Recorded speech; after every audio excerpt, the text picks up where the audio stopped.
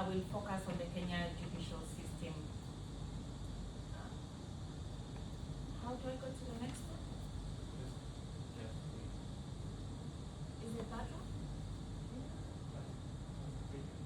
Okay, yeah.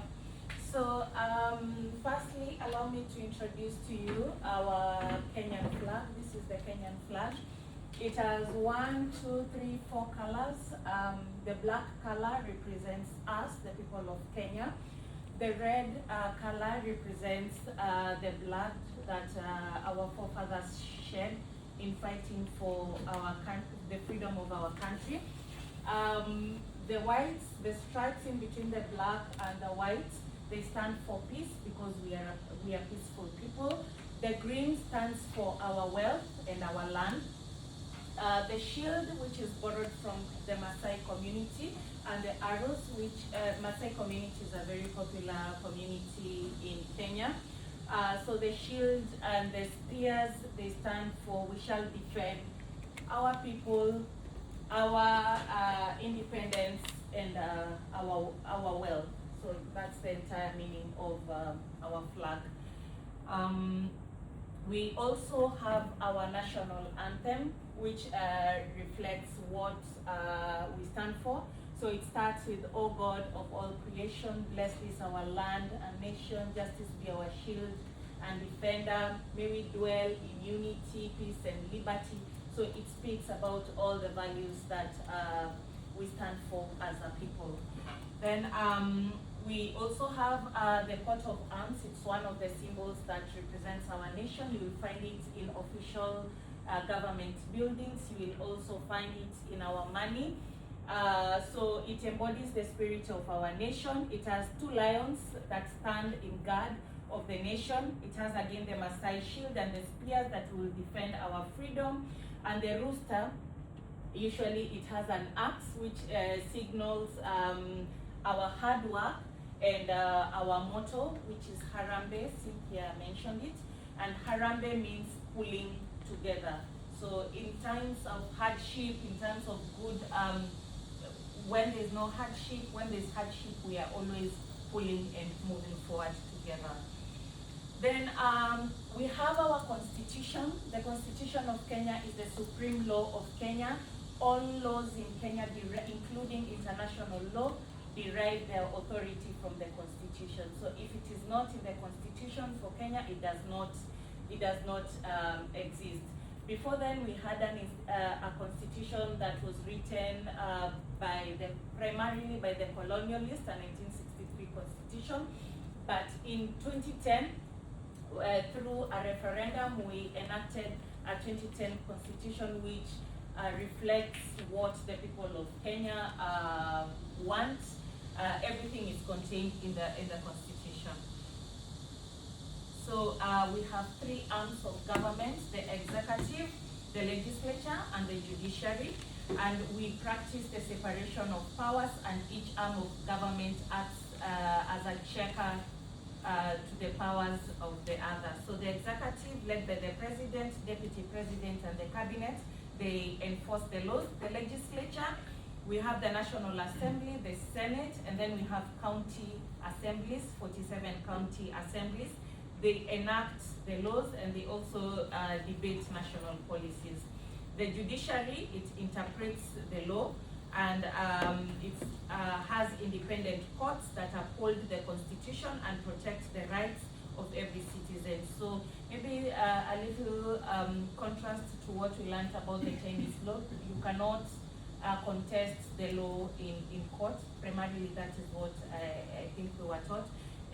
In Kenya, once a law is made, if you disagree with that law, if you feel that it violates the supreme law, which is the constitution, then you can challenge it in court, and you do not have to have any interest. You take it as a public interest suit.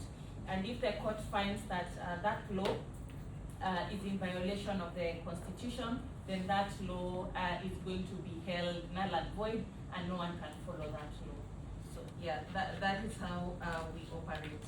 Then I will focus on the legal system primarily because I serve as a magistrate in the Kenya judiciary, And for magistrates in Kenya, we are the front line of justice for millions of Kenya, and probably the only means of justice for many Kenyans. So, like I said, the judiciary ensures every person, regardless of their background, has access to fair and impartial justice. And the courtroom is where the Constitution lives in practice. So the structure of our courts, the Supreme Court is the highest court is the Supreme Court of Kenya. It has jurisdiction to hear presidential petitions, and only a select appeal cases. They determine which cases they can listen to. Then we have the Court of Appeal. It is primarily the highest court, and it was the highest court for a long time before we got the Supreme Court, primarily for the presidential petitions. So it is a court of appeal. It does not have original jurisdiction. The High Court is the custodian of the Constitution of Kenya. It is responsible for interpretation of the Constitution. So if you have anything to do with judicial review, challenging any law, like I have just said, you will go straight to the High Court. It also entertains matters such as interpretation of international instruments, the conventions, the treaties. You'll go to the High Court. Then treason and murder cases, they also go to the High Court. At par with the High Court, we have two special courts, the Environment and Land Court, because we have very many land matters. And we also have the Employment and Labor Relations Court to address the unique nature of employment and labor relation matters. Then right below the High Court and the Courts of Equal Status, we have the Magistrates Court. This is where everything under the sun goes. If you fight, you will come here. If someone violates your contract, it will be there. Insurance issues, it will be there. Anything, drunk and disorderly, it will be there. So we listen to a wide array of cases. The jurisdiction upwards is countrywide. The jurisdictions for the Magistrates Court can be limited in terms of pecuniary jurisdiction, territorial jurisdiction, and sometimes subject matter jurisdiction. And then we have small claims court for matters less than 10,000 USD. Yes, about $1 million Kenyan shillings, small claims matters. They come to this court, they are heard and determined within 60 days. We have the Kadis Court because Kenya has a diverse community, and the two primary religions are Christianity and Islam. To take care of the Islam community, we have the Kadis Court that serves them on civil matters that touch on two Muslims. They have to be Muslims and they have to submit to the jurisdiction of that court.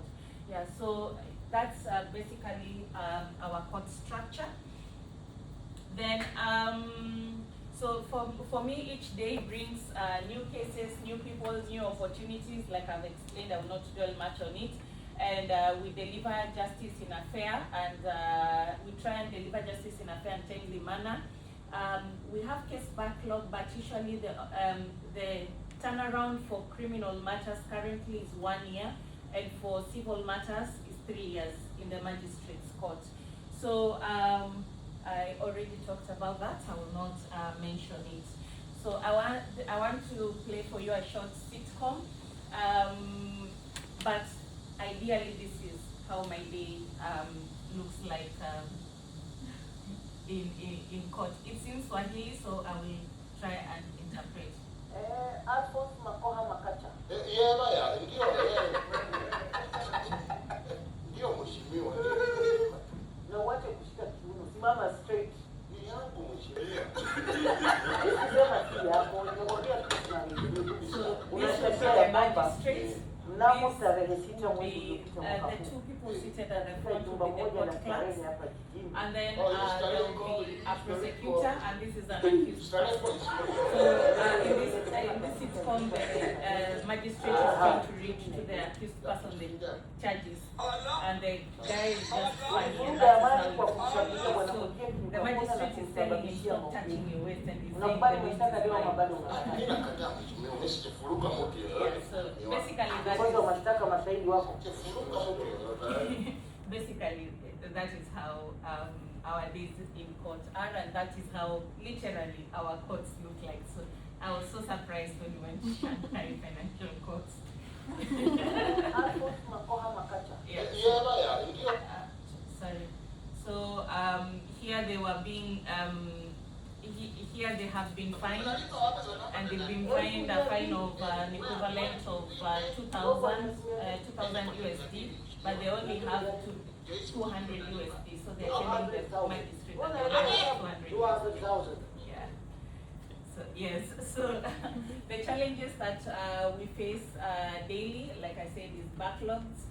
Also, cost of justice in Kenya can be very expensive for the regular people, and distance to courts.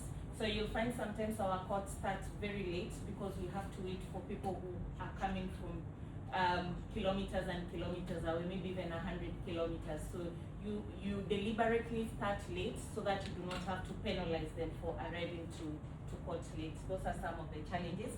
And because of these challenges, we have introduced something called the alternative justice system, which is something close to the Mori system, whereby we are now beginning to recognize traditional ways of resolving disputes as legal ways of resolving disputes, and this is supported by Article 159 of our Constitution. So we have introduced AJS, Alternative Justice System, and in these matters, if you come to court and say you went before a community elder and you resolved the issue, the court will look at the legitimacy of that decision, whether it can be supported by the law, and it will adopt that decision as an order of the court, both in criminal matters and in civil matters. This has been used to solve even murder cases. It's a little bit controversial. So in terms of cases such as murder, but it has been used to solve very petty cases, but it has also been used to solve even important cases such as murder cases. It has also been used in succession cases to solve succession disputes, because sometimes the law does not provide all the answers that we need. Sometimes someone just needs a simple sorry. There is no avenue for a simple sorry in court, but when people sit down and talk, they're able to reconcile, they're able to understand each other, and sometimes all the other party wanted to hear is, I'm sorry, I didn't realize that I had wronged you, and that is sufficient. So we are recognizing that as a way of resolving cases and reducing backlog in our courtrooms. So why it matters, it's faster in dispute resolution, it is less expensive, it preserves the relationship between the parties, it reduces the court backlog, as I've said, and it brings justice closer to the community. And like I've said, it empowers the communities, the communities, and there's a lot of mutual respect for each other. So traditional wisdom and modern law walk side by side in Kenya. Community elders and formal courts share one goal, which is fairness, dignity, and peace for every Kenyan citizen. So we do not see traditional justice and formal justice as competitors. We see them as partners in expanding access to justice for all people. So, and that I come to the end of my presentation. And as Cynthia told you, Asante Sana means thank you very much for listening, and thank you for showing up today. It means you respected what other presenters had to